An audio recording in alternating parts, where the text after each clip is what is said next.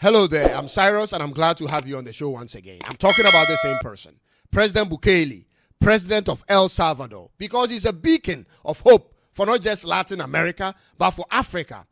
This man has successfully solved two major problems in a single term of office, which the majority of African leaders since independence haven't been able to. He has made El Salvador one of the most peaceful countries in the world, which I spoke about in my previous episode, and you may want to check it out.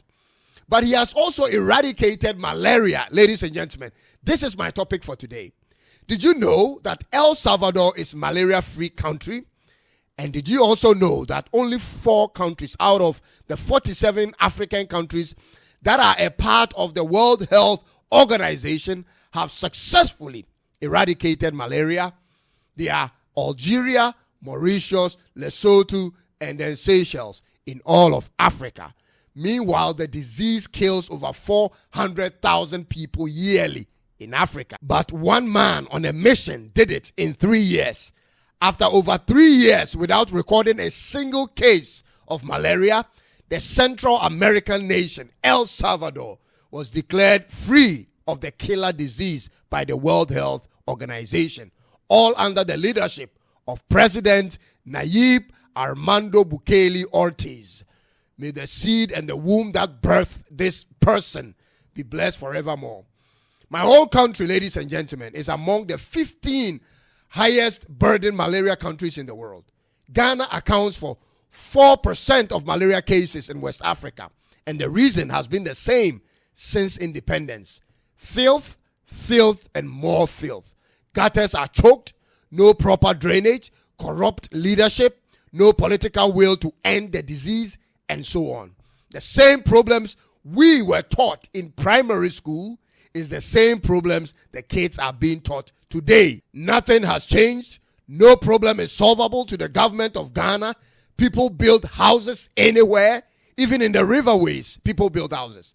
Plastic bags are scattered all over the streets. And the hygiene of the country is left in the hands of the under-resourced private operators. How will malaria ever end in Ghana? Not to talk about doing it in 3 years. Research has shown a direct connection between poverty and malaria, and that should inform you on the state of the people who suffer malaria in Africa. Sub-Saharan African countries, which account for 70% of all cases, is the poorest region in the world, ladies and gentlemen.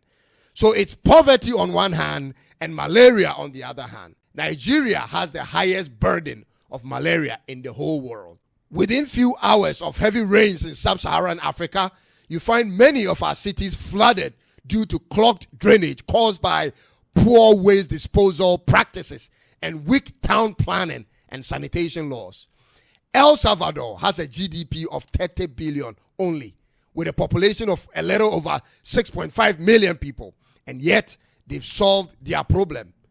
Don't you know the more you are given, the more is expected of you? And so you cannot claim you are not doing well because your numbers are large. You will still not do well even if your numbers are small, because it's a leadership problem, not financial, ladies and gentlemen. El Salvador has been fighting this disease for 50 years, and when the right leadership arrived, in 3 years was enough to totally end it. President Bukele is just different. He came, he saw, and he conquered in the face of human rights opposition and internal politics. He wasn't persuaded by the allegations, and now the world hails him. We are told another determined leader in the person of Javier Milei, president of Argentina, is also doing wonders for his nation. Where is ours in Africa, ladies and gentlemen, especially in Ghana? They say all the right words when they need power and become more corrupt and incompetent than their predecessors.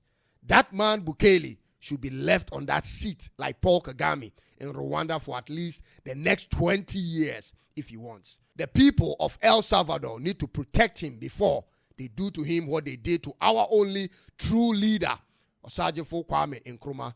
May his soul rest in peace. Where does all the funds from the WHO for Africa to tackle malaria go to? Into private foreign accounts, I guess. If you do the math, with the 400,000 death in Africa in a year, that comes to over 1,000 deaths every day. Every day we have 1,000 people dying of malaria. Every day. So like today, another 1,000 people will die. But come to think of it, ladies and gentlemen, it's possible because you have 54 countries in Africa and only 4 are malaria free. That leaves you with 50 who suffer from it. If you divide 1,000 by 50 countries, you have 20 deaths on the average, ladies and gentlemen. That is outrageous. So whose sons and daughters or parents are in that number? What a shame, ladies and gentlemen. Access to insecticide-treated nets, providing malaria medication, and all these mosquito repellents are not free in Africa. They are being sold, and poor people who suffer the most cannot afford. And in any case, they only prevent the insect, but not eradicate it. Other African countries like the DRC has high incidence of malaria with 11%. Tanzania has 5%, Niger has 4%, Mozambique has 4%, Burkina Faso has 4%. Nigeria alone records approximately 46 million malaria cases every year. What a shame, Africa. What a shame.